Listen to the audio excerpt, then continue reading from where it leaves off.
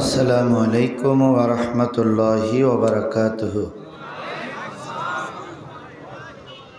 প্রাণপ্রিয় বগুড়াবাসী, ভালো আছেন তো আপনারা? আলহামদুলিল্লাহ। আশেপাশে যারা আছেন কোরআনের মাহফিল, বাড়িতে যারা আছেন কোরআনের মাহফিল, বাজারঘাটে যারা আছেন কোরআনের মাহফিল চলছে। মেহেরবানি করে সকলে কোরআনের মাহফিলে এসে বসুন। আল্লাহ জান্নাতি মেহমানদেরকে জান্নাতের বাগানে এসে বসার তৌফিক দান করুন। নাহমাদুহু ওয়া নাস্তাঈনুহু ওয়া নাস্তাগফিরুহু ওয়া নাউযু বিল্লাহি মিন শুরুরি আনফুসিনা ওয়া মিন সাইয়্যাতি আমালিনা। من يهده الله فلا مضل له ومن يضلله فلا هادي له ونشهد أن لا إله إلا الله وحده لا شريك له الذي أرسله بالحق بشيرا ونذيرا وداعيا إلى الله بإذنه وسراجا منيرا فقد قال الله تعالى في كلامه المجيد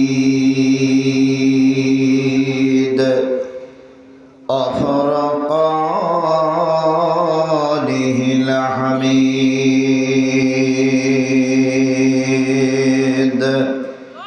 أعوذ بالله من الشيطان الرجيم. بسم الله الرحمن الرحيم. واتل عليهم نبأ الذي آتيناه آياتنا فانسلك منها فأتبعه الشيطان فكان من الغاوين.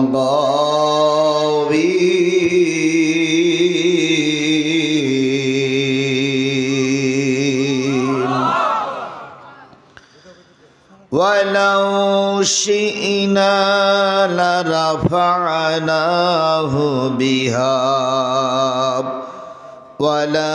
ولكنه أخلد إلى الأرض واتبع هواه فمثله كمثل القلب إن تحمل عليه يلهث أو تتركه يلهث ذلك مثل القوم الذين كذبوا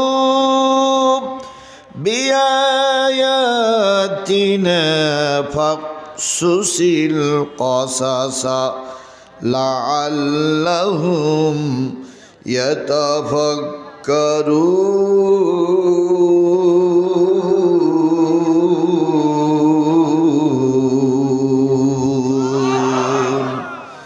صدق الله المولانا العظيم.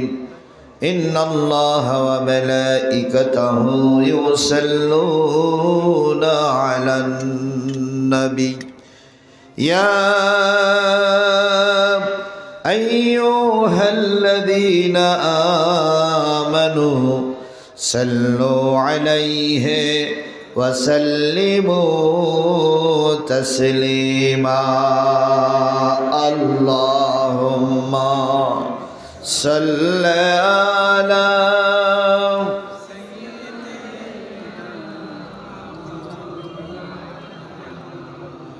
وعلى آل مولانا। দুরূদ শরীফ পড়লে মনে হয় গোনা হচ্ছে নাকি? তাহলে একটু জোরে জোরে পড়া যাবে না ভাই? আল্লাহ রসুল বলেছেন, মান সাল্লা আলাইহি সালাতান ওয়াহিদাতান সাল্লাল্লাহু আলাইহি আশরাতান।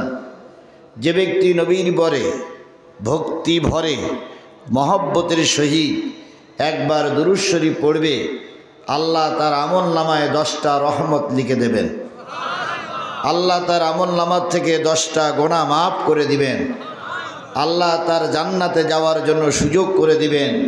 তাহলে সেই নবীর নামে ভক্তি ভরে দুরূদ শরীফ জোরে সোরে বলছি, আল্লাহুম্মা সাল্লি আলা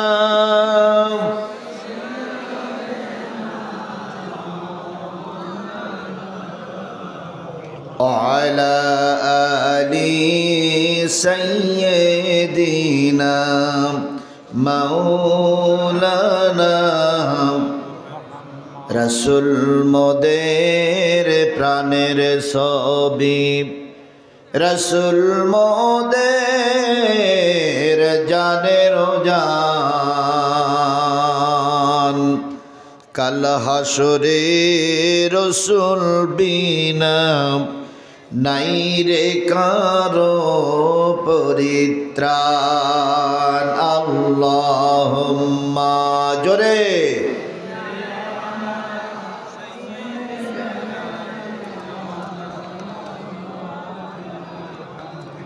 وعلى آل হাবিবেনা। বিশ্বের সেরা বিশ্বনবী, আমরা যে তার উম্মতি, পাপের জগতে তাশরীফ আনলেন দূর করিতে জুলুমতি। আল্লাহুম্মা সাল্লি আলা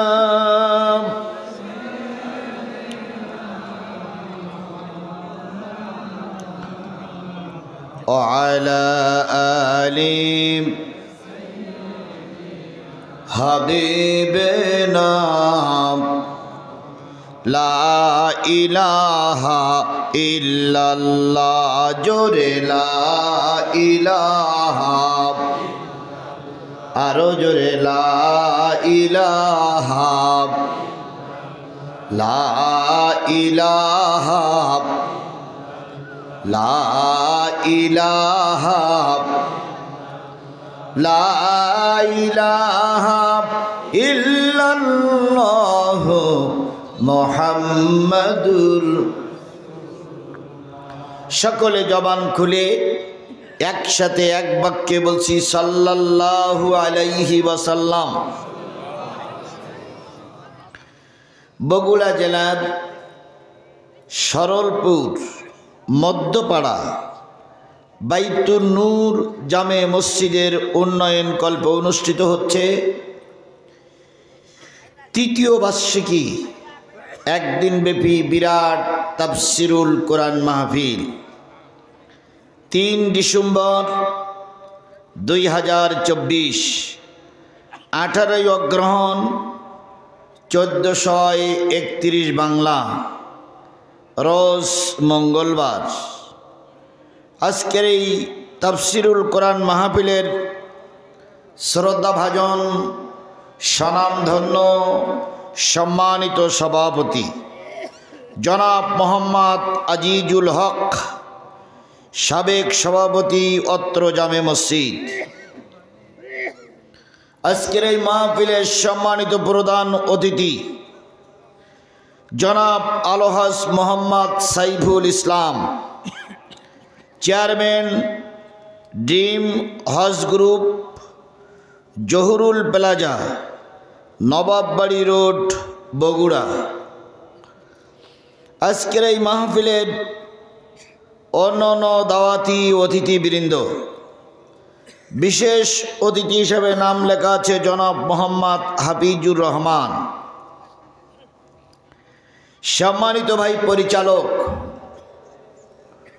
আলোচনা করে ধন্য করলেন এলাকার কৃতি সন্তান, সুললিত কণ্ঠের অধিকারী, বিশিষ্ট ইসলামী চিন্তাবিদ, আমার প্রিয় ভাই হাফেজ মাওলানা কারি খন্দকার এহতেসাম বিল্লাহ। আলোচনা করেছেন হাফেজ মাওলানা মোহাম্মদ আব্দুল মালিক সহ আজকের এই মাহফিলের উপস্থিত ওলামায়ে হজরত, এলাকার বিভিন্ন কুটির থেকে আগত দিনদার পরেজগার মুত্তাকি মুসলমান ভাই ও বন্ধুগণ, পদ্মায় অবস্থানরতা শ্রদ্ধাশীলা মা ও বোনেরা, সকলকে নিয়ে আবারও সালাম বিনিময় করছি। আসসালামু আলাইকুম ওয়া রাহমাতুল্লাহি ওয়া বারাকাতুহু। আল্লাহ পাকের দরবারে লক্ষ কোটি শুকরিয়া, যিনি আপনাদের মতন জান্নাতি মানুষদেরকে কোরআনের মাহফিলে কবুল করেছেন, আমাদের মতন কিছু গুনাহগার বান্দাদেরকে আপনাদের সামনে কিছু কথা বলার জন্য কবুল করেছেন। কর্তৃপক্ষকে অনেক দিন পরিশ্রম কষ্ট সাধনার পরে আজকের এই মাহফিলটা বাস্তবায়ন করার পরিবেশ তৈরি করে দিয়েছেন কে? যে আল্লাহ এতগুলো রহমত করলেন, সুযোগ দান করলেন, সেই আল্লাহর শুকরিয়াটা আসতে না জোরে সবাই মিলে বলছে আলহামদুলিল্লাহ। আরেকটু জোরে বলুন তো আলহামদুলিল্লাহ। আল্লাহ রসুল মদিনায় হিজরত করে টিকে থাকতে পারতেন না যদি মদিনার লোকগুলো রসুলকে জায়গা না দিত। কথা কি বুঝতে পেরেছেন আপনারা? মক্কার লোক রসুলকে জায়গা দেয়নি বলে মক্কা থেকে হিজরত করে কোথায় যেতে হয়েছে? এখন মদিনার মানুষ যদি রসুলকে জায়গা না দিতেন তাহলে রসুলকে মদিনায় দিন প্রচার করতে পারতেন? নিশ্চয়ই পারতেন না। সরলপুরীর মানুষ যারা আছেন তারা যদি মাহফিলে না আসেন, তারা যদি মাহফিলের জন্য সুযোগ করে না দেন, বাইরের মানুষ দিয়ে মাহফিল সফলতা করা সম্ভব নয়। এবার আমি আপনাদের কাছে জানতে চাচ্ছি, সরলপুরীর মানুষ যে গ্রামে মাহফিল হচ্ছে, এই গ্রামের নাম তো সরলপুর নাকি? এই সরলপুরীর কয়জন আছেন একটু হাত তোলেন তো।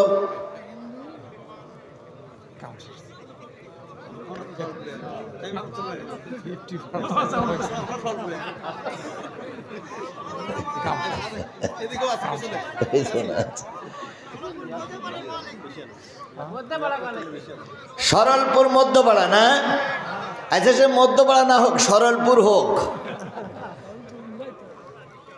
সরলপুর মধ্যপাড়া, পশ্চিম পাড়া, উত্তর পাড়া, দক্ষিণ পাড়া, সব পাড়া মিলেও অর্ধেক লোক হয়নি, আর অর্ধেক লোক বাইরের। তাহলে আপনারা কি শুধু গরুর গোশত থেকেই আজকে পার করবেন? প্রিয় সরলপুরবাসী, এই গ্রামে আপনাদেরই আত্মীয় স্বজন কবরে শুয়ে আছে।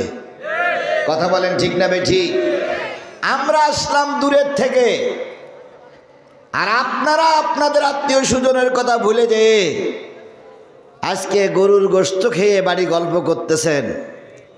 এক সময় মাহফিল শেষ হয়ে যাবে, যখন আপনি কবরের পাশ দিয়ে যাবেন বা আপনার কবরের পাশ দিয়ে যখন নামাজিরা মুসল্লিরা চলে যাবে, আপনার বাবা আপনার মা ডেকে বলবে, সবাই কোরআনের মাহফিল থেকে চলে যাচ্ছে, আমার পরিবারের কেউ কি কোরআনের মাহফিলে যায়নি?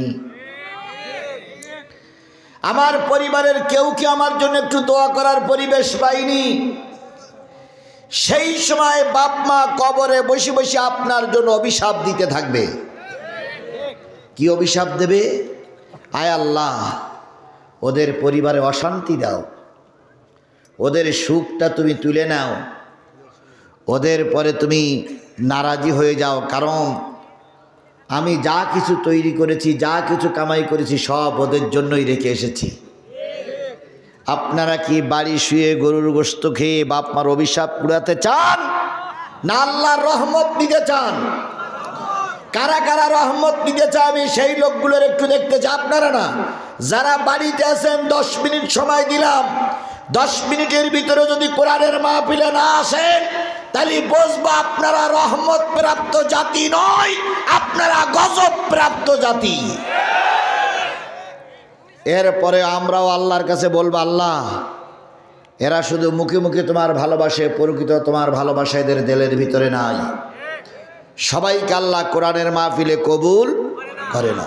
কাউকে আল্লাহ যাত্রায় কবুল করে, কাউকে আল্লাহ সিনেমায় কবুল করে, কাউকে আল্লাহ পয়লা বৈশাখে কবুল করে, কাউকে আল্লাহ অন্যায় কাজে কবুল করে, আর কাউকে আল্লাহ কোরআনের মাহফিলে কবুল করে। কথা বলেন ঠিক না বেঠিক? তাহলে অগণিত মানুষের ভিতর থেকে বাছাই করে আল্লাহ পাক আপনাকে আমাকে কোরআনের জন্য কবুল করেছেন। এজন্য মালিকের দরবারে শুকরিয়া আদায় করছি, আলহামদুলিল্লাহ। সর্বকালের সর্বশ্রেষ্ঠ মহামানব যিনি এই পৃথিবীতে যখন এসেছিলেন তখন এই সমাজটা ছিল জাহিলিয়াত দিয়ে ভরা। কি দিয়ে ভরা? আচ্ছা, জাহিলিয়াত শব্দের অর্থ কি? অন্ধকার, অন্ধকারাচ্ছন্ন। বলুন তো, রসুল যখন এই পৃথিবীতে এসেছিলেন সূর্য কি উঠত? রাত দিন কি হয়েছে? তাহলে সে সমাজটা অন্ধকার কেন? অন্ধকার এই জন্য, সেই সমাজের সব ঠিক ছিল কিন্তু ওহির জ্ঞান ওই সমাজের মানুষের ছিল না। মানুষের বিবেক ছিল, কাণ্ডজ্ঞান যে ছিল না তা নয়, অনেক কিছু থাকার পরে ওই সমাজের মানুষগুলো ওহির জ্ঞানে জ্ঞানী হয়ে সমাজ পরিচালনা করত না। নিজেরা যারা ভালো মনে করত সেইটাই আইন মনে করত, ধরাকে সরা মনে করত। জোর যার মুল্লুক তার, যে যেভাবে পারে সেইভাবেই সমাজ গঠন করেছে। এই জন্য ওই যুগটারে কি যুগ বলা হয়? আজকেও কি সেই যুগের অবস্থা আমাদের সমাজে দেখা যাচ্ছে? জোরে বলেন, দেখা যাচ্ছে। জোর যার মুল্লুক তার, সেই হিসাব করে বিগত 15.5 বছর আবু জেহেলের উত্তরসূরিরা ক্ষমতার জোরে জোরের খাটিয়ে আমাদের উপরে অত্যাচার করেছে। কথা ঠিক না বেঠি? আজকে দেখেন ভারতও আমাদের উপরে জোর খাটাচ্ছে, এরাও জাহিলিয়াতের দিকে এগিয়ে যাচ্ছে। কথা বলেন ঠিক না বেঠিক? আমার দেশটা কি পরাধীন না স্বাধীন? স্পষ্ট করে বলতে, আমার দেশটা পরাধীন না স্বাধীন? একটা স্বাধীন সার্বভৌম দেশের অভ্যন্তরে ঢুকে যাওয়ার মতন ভারত স্পর্ধা দেখাচ্ছে। কথা বলেন ঠিক না বেঠিক? এটা ওই অতীতের জাহিলিয়াতকে মনে করে দেয়। আমার একটা ছেলে, আমার একটা গাড়ি, আমার একজন বন্ধু মাহফিলে আছে, তাদের উপরে আক্রমণ করা মানেই তো আমার উপর আক্রমণ করা। একটা স্বাধীন দেশ চলতে গেলে প্রতিটা স্বাধীন দেশের সঙ্গে দূতাবাসের সঙ্গে একটা সম্পর্ক থাকে। সেই দূতাবাসের উপরে আক্রমণ করা মানেই তার দেশের উপর আক্রমণ করা। কথা বলে ঠিক না ঠিক? ভারত কলকাতায় মুসলমানদের বাংলাদেশের দূতাবাসের উপর আক্রমণ করেছে, তার মানে সে পায়ে বাঁধিয়ে ঝগড়া করে জাহিলিয়াতের যুগের দিকে আমাদের ঠেলে নেওয়ার জন্য চেষ্টা করছে। কিন্তু আমরা অত বোকা নই, আমরা তাদের পাতা ফাঁদে পা দেব না। আর ভারতের এমন শক্তি ছিল না, সাহস ছিল না, শুধুমাত্র শেখ হাসিনা কলকাঠি নাড়াচ্ছে, সেই কলকাঠির কারণে ভারত এত শক্তি পাচ্ছে। কথা বলে ঠিক না বেঠিক? সুতরাং সমস্ত দোষ এই শেখ হাসিনার, আর সমস্ত দেশ বাংলাদেশ আওয়ামী লীগ, আওয়ামী লীগ, আওয়ামী লীগের। এখন আপনারা কি স্বাধীন দেশের জ্ঞানের পক্ষে আছেন না জাহিলিয়াতের পক্ষে আছেন? জাহিলিয়াতটা কেমন ভালো করে শোনেন। সেই সময়ের কিছু মানুষের ধারণা ছিল মেয়ে বড় হওয়ার পরে বিয়ে যদি দেওয়া হয়, জামাই বাড়িতে আসবে, আমি মেয়ে বিয়ে দিলাম, আমার মেয়ে আমার জামাই একই সঙ্গে ওঠা বসা করবে। এইটা তৎকালীন যুগের নেতারা ভালো বলে মনে করত না। তৎকালীন যুগে জাহিলিয়াত কি ছিল? বাবা মারা গেছে, শেষে একটা বিয়ে হয়েছে, বাবা মারা গেছে, ওই বউটারে রেখে ওই মাটারে রেখে আগের পক্ষের ছেলে ছিল, সেই ওই মারে ব্যবহার করেছে এই মনে করে যেটা তো আমার বাবার সম্পদ, এখানে আমার অধিকার আছে। এক ভাই আর এক বোনকে নিজের স্ত্রী বলে গ্রহণ করেছে, তাদের ভিতরে কোনো দ্বিধাদ্বন্দ্ব ছিল না। এই যুগটা যদি জাহিলিয়াতের যুগ হয়, আজকে আমরা খেয়াল করতেছি জাতি পরপর সেই দিকে এগিয়ে যাচ্ছে। আর এইগুলোর সমাধান কিসের থেকে আসতে হবে? জোরে বলেন, কিসের থেকে আসতে হবে? সেই সময়ে যদি কারোর একটা দুইটা তিনটা মেয়ে সন্তান হতো, তাহলে তারা মনে করত আমি সমাজের একটা অপমানিত ব্যক্তি। এই জন্য প্রথম দ্বিতীয় তৃতীয় মেয়ে হলে বাবা রাগ করে তিনটা মেয়েরে মেরে ফেলে দিত। নাউজুবিল্লাহ তো বললেন। এই সমাজে মেয়ের বাপ হলি মুখ কালো হয়, এরকম লোক আছে না নাই? কারা কারা আছেন একটু হাত তোলেন।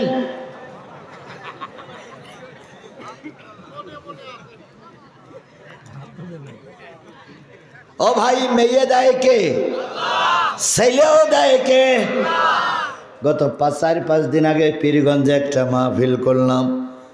একজন বিরাট MBBS ডাক্তার, নাম বলবো না, তাহলে আপনারা চিনে ফেলবেন। ওনার 3টে মেয়ে। আপনি আলহামদুলিল্লাহ বলতেছে, উনি তো নাউজুবিল্লাহ বলতেছে। ওনার 3টা মেয়ে। মাহফিল কর্তৃপক্ষ বলল, হুজুর ওনার প্রায় 100 বিঘার উপরে জমি। উনি এক মাহফিলে হিসাব দিয়েছেন, আল্লাহ আমার 5 থেকে 10 কোটি টাকা এখন আমার আল্লাহ দিয়েছেন। উনি এক মাহফিলে বলেছেন।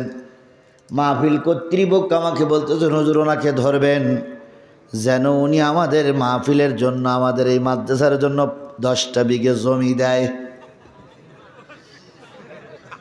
মেয়ে কয়টা? আমি এবার বললাম, ডাক্তার সাহেব জমি কতটুক? কয় হুজুর শুনে লাভ নেই। আমি বললাম কেন? কয় ও সব মেয়েদের নামে লিখে দিস। আমি বললাম আপনি তো এখনো মরেন নাই। আমি তো একদিন মরবো, তো সব মেয়েদের নামে লিখে দিছি। মরার আগে ছেলে মেয়েদের নামে জমি লেখাটাকে ঠিক? জোরে বলেন ঠিক? কখনো লিখতে যাবেন না, কখনো লিখতে যাবেন না, পায়খানাকেই মরবেন। যত মানুষ মরার আগে সম্পদ ছেলে মেয়েদের নামে লিখে দিয়েছে, প্রত্যেকটা মানুষ আল্লাহর গজবে নিপাতিত হয়ে শেষ পর্যন্ত ভাত না খেয়ে ওষুধ ছাড়া হয়ে মৃত্যুবরণ করেছে। আপনি লিখে দেবার কি? আপনি তৈরি করেছেন, রেখে দেবেন, ছেলে মেয়েরা ভাগ করে নেবে। কিন্তু উনি লিখে দিয়েছে যদি ভাতিজারা ভাগ পায়, ভাড়াই যে সম্পত্তি তাই লিখে দিয়েছে। আচ্ছা যাই হোক, দেখ আমি এবার অনেক কিছু বলে বললাম যে আমার জীবন, আমি সত্যি কথাটাই বলছি, আমার জীবনে কয়েকটা লোকের বাচ্চা কাচ্চা হয় না বলে দোয়া করেছি। পরবর্তীতে মাহফিলে যেই শুনেছি বাচ্চা হয়েছে, তো আমার কাছে আবার কোলে তুলে দিয়ে 5,000 টাকাও দিয়েছে, আবার আমার কাছ থেকে একটু মিষ্টি নিয়ে গালে দেওয়াই নিয়েছে। এরকম আমার জীবনে 4 বাচ্চাকে ঘটনা ঘটেছে। তা আমি ওইটাই বললাম যে আল্লাহ, ডাক্তার সাহেবের আল্লাহ তুমি একটা ছেলে দিও। তো ডাক্তার সাহেব বলতে, হুজুর আমার সে বয়স আর নেই। মানে ও যে ছেলে দেবে ও সাহস আর ওর আর নেই, ওর ব্যাটারি ভিউজ হয়ে গেছে। আমি চিন্তা করলাম কেন ওখানেও দুর্বল, কাই হুজুর দুর্বল না লিখে মেয়েদের লিখে দিছে। আমি চিন্তা করলাম এখানেও তো ধরতে পারলাম না। আমি বললাম যে 90 বছর বয়স হযরত ইব্রাহিম আলাইহিস সালাম আব্বা হওয়ার জন্য চেষ্টা করেছেন, আল্লাহ ইসমাইল জাকারিয়ারে দিলেন। আল্লাহ আপনার দিলেও দিতে পারে, না দিলেও না দিতে পারে, সেটা আপনার ব্যাপার, কিন্তু আমি দোয়া করতে কার্পণ্য করব না। দেখতাম এই কথাটা শুনে একটু মন নরম হলো। এবার লাস্টে বললাম যে ভাই মাদ্রাসা মনে করেন আপনার আরেকটা মেয়ে, 3 মেয়ে লেগেছেন, আর মাদ্রাসা মনে করেন আরেকটা মেয়ে। যদি এখন হয়, ভাবি যদি আরেকটা হয় তাহলে আরেকটা হলে তো তারই কী করবেন, তারই কি মাহরুম করে দেবেন? তো তার জন্য আপনি 10 বিঘে জমি দেন। ওই লোকটা তখন বলতেছে হুজুর এতক্ষণ ওয়াজ করার কায়দা আমি বুঝে ফেলাইছি, আপনি যে 10 বিঘে জমি চাবেন এটা আমি বুঝে ফেলাইছি হুজুর। তা কি আর করব, আপনিও লোক খারাপ না আর আমি লোক ভালো বলে আমি তো বলতেছি না হুজুর। তা আপনি কর্তৃপক্ষর বলেন, ওরা যখন 10 বিঘে চাইছে তা আমি 5 বিঘে দেব। তখন কি মারা হাওয়া জোরে হবে না বেশি হবে? মারা হাওয়া হইল। তো আমি কথাটা বলার উদ্দেশ্য এইটা যে আপনি বলতেছেন 3টে মেয়ে হলে আলহামদুলিল্লাহ, কারণ তো অনেকে 3টে মেয়ে হলে আলহামদুলিল্লাহ পড়তে চায় না। কিন্তু বলুন তো কন্যা সন্তান কে দেয়? পুত্র সন্তান কে দেয়? কন্যাও দেয় পুত্রও দেয় কে? কাউকে অধিক সন্তান দেয় আর কাউকে মোটেও দেয় না, সেটাও কে? কাউকে অনেক সম্পদের মালিক বানায়, আবার কাউকে কুড়ে ঘরে বসবাস করার সুযোগ দেয়, এটাও কার ইশারা? সুতরাং সকলের ইশারা। সেই সমাজের মানুষ আল্লাহর ইশারা মেনে চলতো না, তাই ওই সমাজকে কি বলা হতো? জাহিলিয়াতের সমাজ। ওই সমাজে আল্লাহর নবীর কাছে একজন এসে বলেন, ইয়া রাসূলুল্লাহ, আমি কালেমা পড়লে আমার জীবনের গুনাহগুলো কি মাফ হয়ে যাবে? নবীজি বললেন, মান ক্বালা লা ইলাহা ইল্লাল্লাহ সুম্মা মাতা আলা যালিকা ফাদাখালাল জান্নাহ। যেই ব্যক্তি একবার কালেমা পড়বে আর এই কালেমার পরে ইস্তেকামাত থাকা অবস্থায় মৃত্যুবরণ করবে, আমি নবী বলে দিলাম ওই ব্যক্তি আল্লাহর জান্নাতি। ওই লোকটি বলেন, ইয়া রাসূলুল্লাহ, আমি আপনার কথা বিশ্বাস করি, কিন্তু আমার জীবনীটা একটু শোনার পরে আপনি রেজাল্টটা দেন। নবী বললেন, তোমার জীবনী বলো, বলার আগে তোমার পরিচয়টা দাও। লোকটি বললেন, ইয়া রাসূলুল্লাহ, আমার সমাজে পরিচয় আছে, নাম হলো দাইহাতুল কালবি। নবীজি বললেন, পরিচয় বলার পরে এবার তোমার ঘটনাটা বলো। ইয়া রাসূলুল্লাহ, আমাকে আল্লাহ পাক 7টা কন্যা সন্তান দান করেছিলেন। কয়টা? নবীজি বললেন, শোনো, যদি কেউ 3 মেয়ের বাপ হয় সে জান্নাতি, যদি কেউ 2 মেয়ের বাপ হয় সে কি? জান্নাতি। একজন খুব কান্নাকাটি করতেছে। নবী বললেন, তুমি কান্দো কেন? কই, ইয়া রাসূলুল্লাহ, জান্নাত মনে হয় আমার কপালে নাই। নবী বললেন, কেন? কয়, আমার একটা মাত্র মেয়ে। নবী বললেন, আল্লাহর বান্দা শোনো, যার এক মেয়ে আমি নবী বললাম সেও আল্লাহর জান্নাতি। এই হাদিসটা আমি যেটা বললাম এটা অনেক হুজুরদের কাছে এর আগে অনেকবার শুনেছেন না ভাই? এটা কি নতুন শুনলেন আপনারা? যে 1 মেয়ের বাপ জান্নাতি, 2 মেয়ের বাপ জান্নাতি, 3 মেয়ের বাপ জান্নাতি, এটা কি নতুন শুনলেন? কিন্তু কোন বক্তার কাছে শুনেছেন যে 2 ছেলের বাপ জান্নাতি, 3 ছেলের বাপ জান্নাতি, 1 ছেলের বাপ জান্নাতি, এরকম কোনোদিন শুনেছেন? তাহলে রাসূল বললেন, এবার দাইয়াতুল কালবি বলেন, ইয়া রাসূলুল্লাহ, আমার তো 7টা। নবী বললেন, তুমি তো ডবল জান্নাতি। এবারে দাইয়াতুল কালবি বলতেছি, ইয়া রাসূলুল্লাহ, আমার ঘটনাটাকে একটু শুনুন। নবী বললেন, বলো। ইয়া রাসূলুল্লাহ, জাহিলিয়াতের যুগের মানুষ আমি। আমার ঘরে যখন প্রথম একটা কন্যা সন্তান আল্লাহ দিলেন, আমি চিন্তা করলাম কন্যার বাপ আমি হতে চাই না, তাই ওই সন্তানটারে নিজে হাতে জবাই করলাম, 2 খণ্ড করলাম, ছোট্ট বাচ্চাটারে 2 জায়গায় ফেলাই দিলাম। মনে করলাম আগামীতে আবার একটা পুত্র সন্তান আসবে।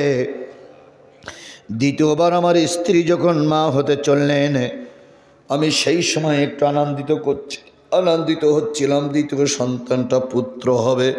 কিন্তু যেদিন সন্তান জন্ম নিল, ধাত্রী আমাকে সে সংবাদ দিল, এবারও কন্যা সন্তান হয়েছে। ইয়া রাসূলুল্লাহ, আমি ওই বাচ্চাটার গালের ভিতরে কিছু লবণ দিলাম, গালটা চেপে ধরলাম, লবণের অ্যাকশনে কিছুক্ষণের ভিতরে মেয়েটা নিস্তব্ধ হয়ে গেল। আমার বুঝতে বাকি রইল না দ্বিতীয় সন্তানটা কি হয়ে গেছে। মারা গেছে। তৃতীয় আর একটা মা হওয়ার জন্য আমার স্ত্রী গর্ভবতী হলেন। আমার ধারণা ছিল তৃতীয় সন্তানটাও পুত্র সন্তান হবে, হলো না। আমি ওই মেয়েটারে জীবন্ত নিজে কবর খুললাম, কবরের ভিতরে রাখলাম। এভাবে করতে করতে ইয়া রাসূলুল্লাহ, রহমতের নবী গো, 7টা কন্যা সন্তানকে নিজে হাতেই মেরে দিয়েছি। নবীজির চোখ বেয়ে টপ টপ টপ টপ করে পানি পড়তেছে। আকাশের দিকে তাকাই বলে, মাবুদ, এত নিষ্ঠুর ব্যক্তি মানুষ কি করে হয়? নিজের সন্তানকে নিজে গলা টিপিয়ে মেরে ফেলা, এর চাইতে নিষ্ঠুর আর পৃথিবীতে কেউ হতে পারে? এবার নবীজির চোখ বেয়ে পানি পড়তেছে। দাইহাতুল কালবি নামক ওই লোকটি বললেন, ইয়া রাসূলুল্লাহ, আমার কথা বলা তো এখনো শেষ হয়নি, আমার কথা বলা তো এখনো শেষ হয়নি। নবীজি বললেন, আর কি বাকি আছে? তোমার তো সব শোনা হয়ে গেছে। দাইহাতুল কালবি বলেন, ইয়া রাসূলুল্লাহ, 7 নম্বর বাচ্চাটা আমার স্ত্রীর পেটে। আমি বিদেশ থেকে একটা অফার আসলো, চলে গেলাম ব্যবসার জন্য। স্ত্রীকে বলে গেলাম, 7 নম্বর বাচ্চাটা যদি মেয়ে সন্তান হয়, 6টারে যে ব্যবস্থা হয়েছে তুমি সেই ব্যবস্থা করবা, নতুবা যদি মেয়েকে এসে দেখি, মেয়ের সাথে তোমাকেও হত্যা করা হবে। স্ত্রী স্বামীর কথায় রাজি হলেন। দাইহাতুল কালবি বলেন, ইয়া রাসূলুল্লাহ, আমি চলে গেলাম বিদেশে। ব্যবসার কাজে ব্যস্ত থাকার কারণে, লাভবান হচ্ছিলাম, এই কারণে 2টা বছর আমার ব্যবসার কাজে চলে গেল। 2 বছর পরে আমি যখন ফিরে আসলাম, আমার স্ত্রীর ঘরে যখন ঢুকবো, হঠাৎ করে দেখি বাড়ির আঙিনায়, বাড়ির উঠানে 2 বছরের মতন একটা চাঁদের মতন ফুটফুটে কন্যা সন্তান খেলা করছে। আমি তারার দিকে, সূর্যের দিকে, আকাশের দিকে তাকালাম। আকাশের উন্মুক্ত আকাশের ভিতরে ময়লা দেখতে পেলাম, কিন্তু এই চাঁদের মতন ফুটফুটে সন্তানটার কোনো কালা আলামত দেখতে পাই নাই। আমি খুশি হয়ে বললাম, আল্লাহ, মানুষ এত সুন্দর হতে পারে। আমি আল্লাহর শুকরিয়া আদায় করে ঘরে ঢুকলাম। স্ত্রী আমাকে অনেক সেবা শুশ্রূষা করতেছিল। হঠাৎ করে ওই যে মেয়েটা দেখে আমি ঘরের ভিতরে ঢুকলাম। ওই মেয়েটা ঘরের ভিতরে যে আমার স্ত্রীর গলা জড়াইয়ে ধরে 2 গালে 2টা চুমা দিয়ে ছোট্ট করে বলতেছে, আম্মু, এই তুমি কারের সঙ্গে কথা বলছো? এই লোকটারে তো আমি কোনো দিন দেখিনি। 2 বছরের বাচ্চারা কিন্তু স্পষ্ট করে কথা বলতে পারে না, আদো আদো কথা বলে। মেয়ের মা তখন বলতেছে, মারে, এই তোর বাবা। 2 বছর পর মেয়ে মা বাবারে পেয়ে বাবার গালে জড়ে ধরে 2টা চুমা দিল। বাপ ক্ষণিকের জন্য নিজের অহংকার ভুলে গেলেন, যে মেয়েটারে এত সুন্দর মনে করেছে, মেয়েটা তো আমারই মেয়ে। দিন যায়, মাস যায়, কাল যায়, বছরও যায়। দাইহাতুল কালবি বলতেছি, ইয়া রাসূলুল্লাহ, মেয়েটার বয়স 12 বছর হয়ে গেছে। মেয়েটা একটু বড় হয়েছে, এখন আর মেয়েটা পোশাক পরিচ্ছদ ছাড়া চলতে পারে না। আমি মনে মনে ভাবলাম, নবীজির সামনে বসে বলে কথা হচ্ছে, আমি মনে মনে ভাবলাম, এখনই তো জামাই খুঁজতে হবে, এখনই তো মেয়েটার আর একটা পাত্রস্থ করতে হবে। মনের ভিতরে হিংসা শুরু হলো। পরিকল্পনা নিলাম, যেভাবেই হোক মেয়েটারে দুনিয়ার থেকে সরাইয়ে দেব। কিন্তু আমার পথে বাধা আমার স্ত্রী। স্ত্রীকে অনেক ফাসলাই বললাম, মেহমানের বাড়িতে বেড়াতে যাব। মেয়েটি খুশি হলেন। একই ঘোড়ার পিঠে চড়ে আমরা 2 জন যাচ্ছিলাম। যেতে যেতে মরুভূমির ভিতরে চলে গেলাম। যন্ত্রপাতি কিছু গোপনে নিয়েছিলাম। এরপরে ঘোড়ার থেকে নেমে ওই মেয়ে আর আমি 2 জন একটা গর্ত খুঁড়তে শুরু করলাম। রহমতের নবী, দয়ার নবী গো, মেয়েটা আমার কাছে বারবার বলতেছিল, আব্বু, এই মরুভূমির ময়দানে চলতে চলতে থামলে কেন? গর্ত বা কেন খুঁড়তে চাও? গর্তের কি প্রয়োজন? আমি মেয়েটার সঙ্গে চালাকি করে বললাম, মা, লুলু হাওয়া বাহির হবে, গরম হাওয়া টেকা যায় না। তাই এখানে একটা গর্ত করে আশ্রয় নিতে হবে। মেয়েটা আমারে কাজ করতে দিচ্ছিল না, আমার একটু বয়স হয়ে গেছে। একা একাই মেয়েটা গর্তের ভিতর থেকে মাটিগুলো তুলতেছিল আর বারবার দোয়া করতেছিল, মালিক আমার আব্বার যেন কোনো ক্ষতি না হয়। নবীজি অবলক নয়নে তাকাইয়ে তাকাইয়ে চিন্তা করছে, লোকটা বলে কি, লোকটা না কালেমা পড়তে এসেছে। এবার লোকটি বলেন, ইয়া রাসূলুল্লাহ, মাটি তুলতে তুলতে মেয়েটি যখন একা একা তুলতে পারছিলেন না, ভিতর থেকে গর্ত করে করে মাটিগুলো উঁচু করে দিচ্ছিল, আমি নিচে ওপরে ফেলাচ্ছিলাম। কিছুক্ষণ পর আমি বললাম, মা আমি একটু খুঁড়ি, আমি খুললাম, সে ফেলাই দিল।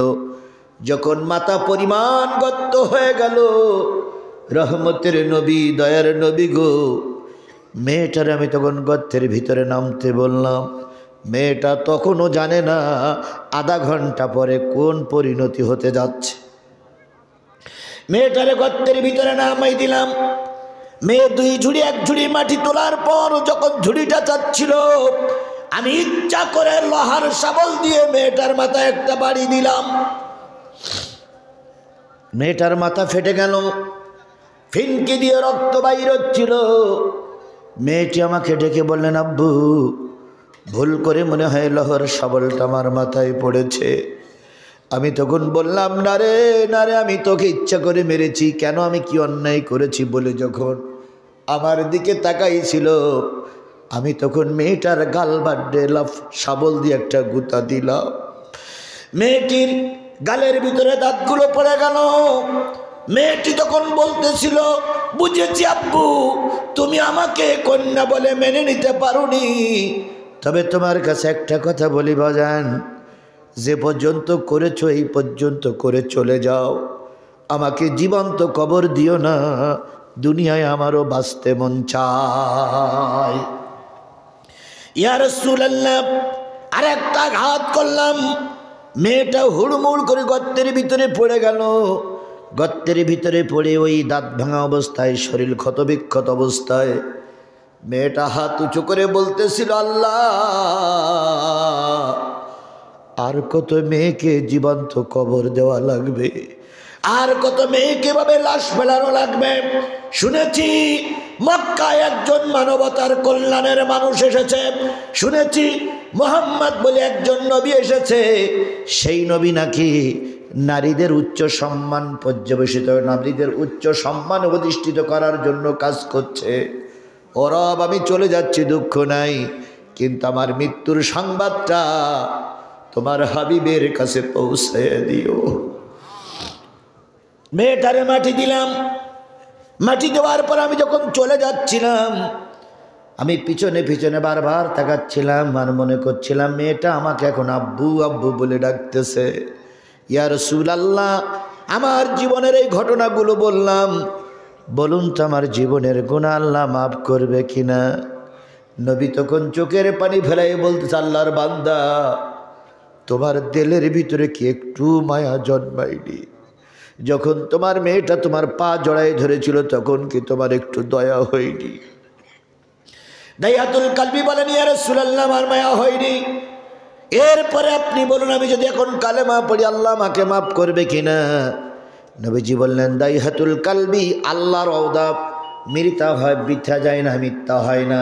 আল্লাহ তোমাকে মাফ করে দিবেন হয়তো, কিন্তু তোমাকে দেখলে আমার সেই মেয়েটার কথা এখনো মনে পড়ে।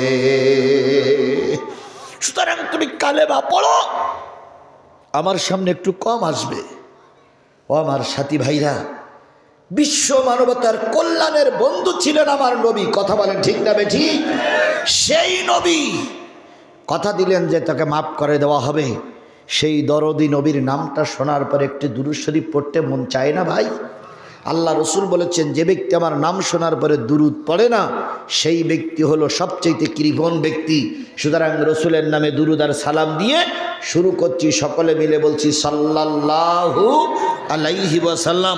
বন্ধুগণ, প্রতিদিনের ন্যায় অন্য দিনের যে আলোচনা হয়, আজকেও সেরকম আলোচনা। আজকে আমি আপনাদের কাছ থেকে আপনাদের সামনে তেলাওয়াত করেছি সূরা আরাফ। কোন সূরা? 175, 176, 177, 3টা আয়াত, 5টা আয়াতের আলোচনা হবে। এই 3টা আয়াত তেলাওয়াত করেছে, আর 2টা আয়াত ওকে সংযোগ করে 5টা আয়াতের আলোচনা হবে ইনশাআল্লাহুল আজিজ। আপনারা কি আমার সঙ্গে শেষ মোনাজাত পর্যন্ত থাকতে রাজি আছেন? কারা কারা রাজি আছেন একটু হাত উঁচু করে আল্লাহরে দেখাই দেন। অনেকেই হাত তোলেননি ভাই, অনেকেই হাত তোলেননি, অনেকেই হাত তোলেননি ভাই। কোরআনের জন্য হাত তুলতে বলেছে আল্লাহ। কোরআনের জন্য সবাইকে কবুল করুক। আরেকটু জোরে বলেন আমিন, আরো জোরে বলেন আমিন, আরো জোরে আমিন।